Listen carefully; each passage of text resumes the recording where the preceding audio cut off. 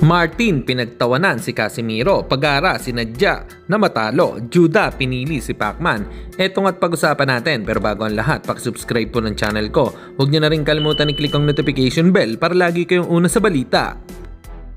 Pag-usapan nga po natin mga kabaksing, bad news, natalo po ang ating pambato na dumayo pa sa baluarte ng kalaban na si Albert Pagara. Nabigo kasi itong manalo kay Olympian undefeated Osmonov Bakudor via third round knockout.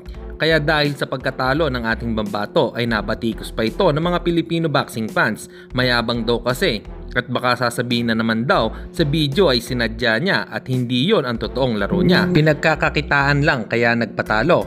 Ang sagot ko lang dito mga kaboxing ay no comment. Bounce back Albert Pagara. Samantalang madami ang naniniwala na kayang talunin ni boxing legend Manny Pacquiao itong si Mario Barrios. Ayon kasi sa isang boxing legend din na si Sab Judah, nang matanong ito sa isang interview, mas pabor daw siya kay Manny Pacquiao kaysa kay Mario Barrios. Para sa inyo mga kaboxing, ano po masasabi nyo dito? Comment lang kayo sa ibaba. At sa kabilang balita naman tayo mga kaboxing, Janrel Cuadrolas Casimiro. Tila may nag-post na isang vlogger at ang caption ay nakailang laban na sila, si Utol kaya.